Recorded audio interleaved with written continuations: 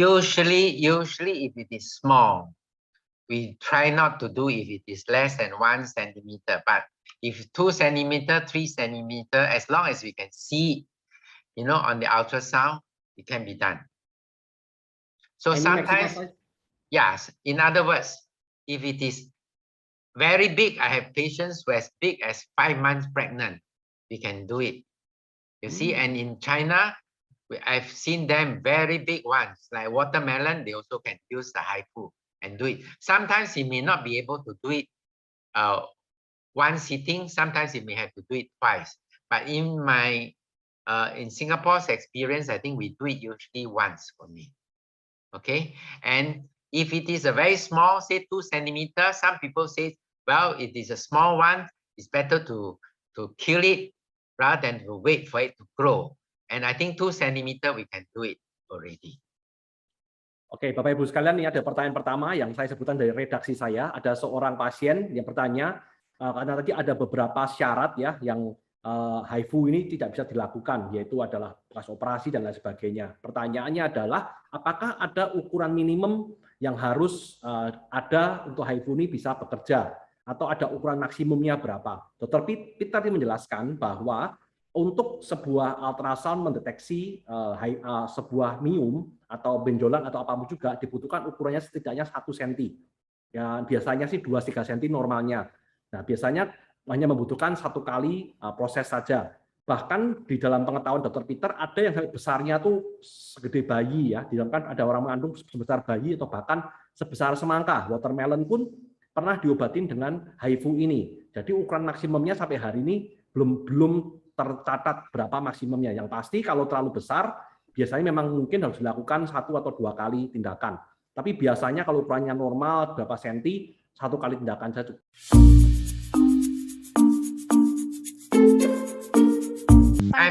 I'm not a surgeon, but as far as I know, HIFU can be used to treat pancreatic tumor.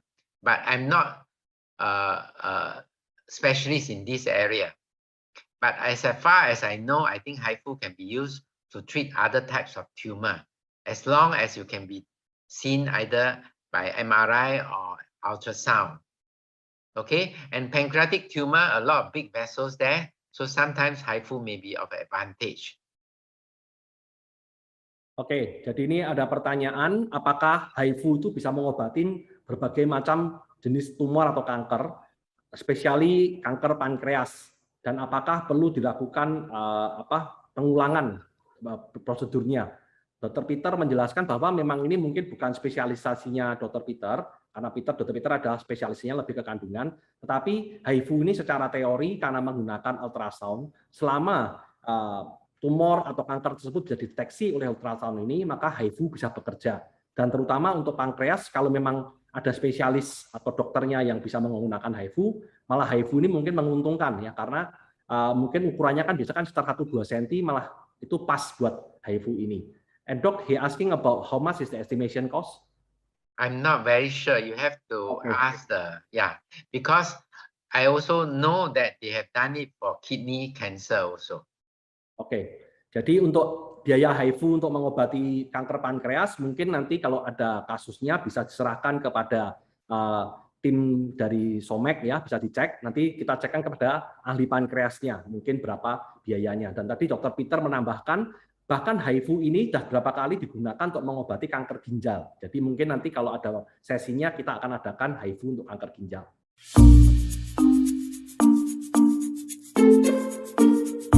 I think both can be treated with HIFU as long as it can be visualized. We can aim at the beam at the fibroids and not to other organs. So as long as the myome is not can be directed with the beam, then it can be done.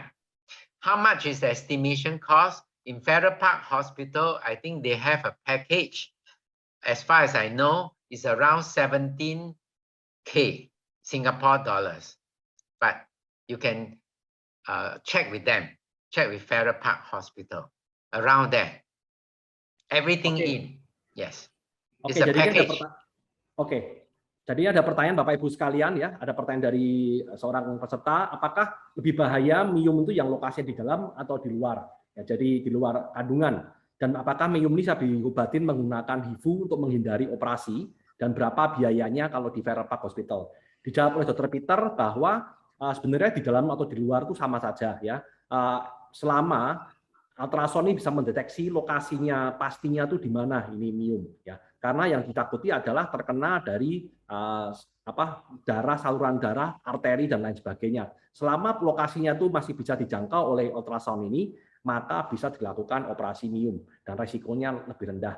Dan biayanya kalau beberapa kasus terakhir ini kan memang base dari kasusnya ya, kasus per kasus, tapi yang terakhir itu sekitar antara 17.000 Singapura dolar. Tapi nanti mungkin lebih pastinya Bapak Ibu bisa melakukan ultrasound di Indonesia dan hasilnya bisa diberikan pada customer service kami untuk tanyakan Dr. Peter, kalau kasus seperti ini kira-kira biayanya berapa. Pastikan perjalanan medismu tanpa repot bersama Somek. Banyaknya syarat untuk berobat ke Singapura ataupun Malaysia membuat repot selama pandemi ini. Selama 12 tahun, Somek didukung SOS Ambulans Udara melayani pasien untuk berobat ke Singapura dan Malaysia. Somek mencarikan dokter spesialis sesuai dengan keluhan kamu. Somek juga akan membantu proses perizinan ke Singapura dan Malaysia. So, tunggu apa lagi? Hubungi tim Somek untuk perjalanan medismu.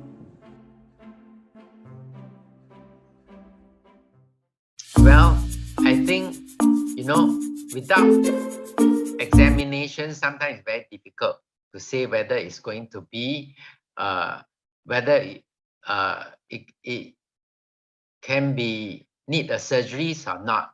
Because usually if you are near menopause, how do you know whether the patient has menopause or not?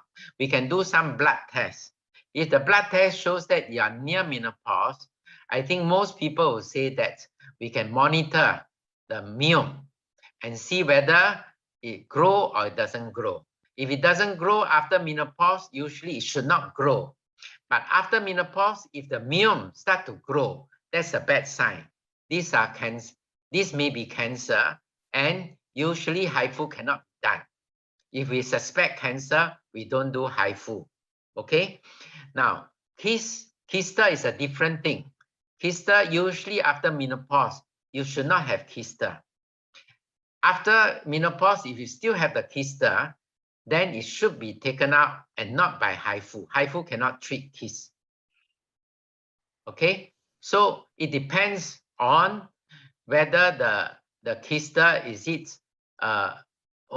sometimes MRI also can tell us whether the kysta is it likely to be cancerous or not. And we can do some blood tests on the kysta to see whether the chances of cancer, is it high or is it low?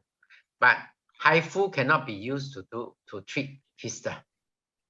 Oke, ini ada pertanyaan yang luar biasa sekali, Bapak Ibu sekalian ya, seorang wanita 51 tahun ya, mempunyai sebuah miom ukurannya 4 cm ya, dan juga mempunyai kista di sebelah kanan rahim ya, dan ibu ini diduga sedang dalam proses menopause. Jadi apakah miom dan kista ini akan bisa mengecil dengan sendirinya? Apakah membutuhkan operasi? Dan apakah miom dan kista ini akan menjadi kanker di kemudian hari?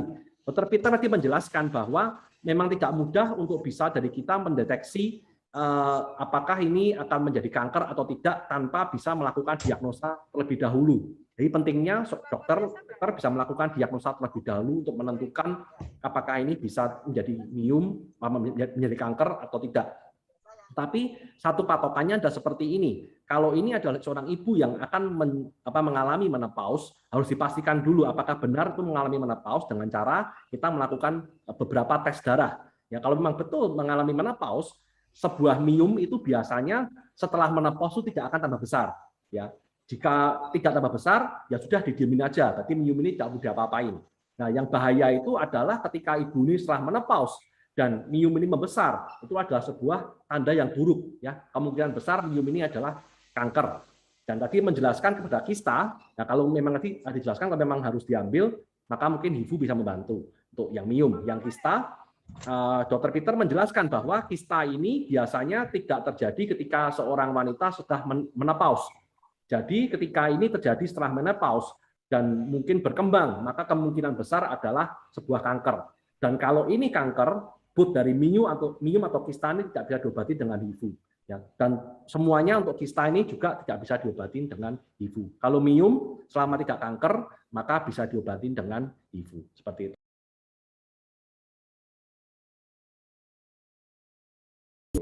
Usually, according to the Royal College of Obstetrician and Gynecology, this is the British one. Usually, if you are after 69, there's no need to do pap smear. But pap smear is not very sensitive. Nowadays, we do HPV, human papilloma virus test. So if the human papilloma virus test is negative, you don't have to do it for 2-3 years. And after 69, there's no need to do any more pap smear. If your previous pap smear are normal, okay, and your HPV is normal, HPV test is normal. Also, Doc, sorry, I need to clarify. So, Okay. if for the young one, Yes. also now the Young ones, yeah, nowadays we still do the pap smear and the human papilloma virus test, HPV test. The one for the young one, for the old one is only HPV test. Old one after 69 years old, we don't do any more pap smear, but we still can carry on. If the HPV test is positive, we have to monitor. If HPV test is negative, then no need. Oke. Ya, ini ada pertanyaan yang luar biasa sekali ya, membantu saya juga untuk belajar ya. Ini ada pertanyaan adalah untuk seorang geriatrik atau orang pasien dengan umur yang sudah lanjut, apakah pap smear tersebut masih harus dilakukan? Dan Dr. Peter itu menjelaskan bahwa menurut beberapa penelitian, wanita setelah umur 69 tahun itu sebetulnya pap smear tidak perlu dilakukan. Akan tetapi masih harus dilakukan adalah namanya HPV test. Ya, human papillary virus ini harus dites secara rutin setiap 3 tahun. Nah, kalau memang hasilnya ini tidak apa-apa, ya sudah didiemin 3 tahun, tes 3 tahun kemudian. Kalau positif, ya mungkin harus dilakukan cek-cek yang lain. Tapi secara general, pasien dengan umur 69 tahun tidak perlu melakukan pap smear. Tadi saya melakukan sebuah pertanyaan tambahan, bagaimana dengan pasien muda? Untuk pasien muda yang masih berumur, masih belum lanjut, diperlukan 2 tes setiap tahunnya, yaitu adalah pap smear dan HPV test. Kalau sudah 69 tidak perlu. Jangan lupa like dan subscribe.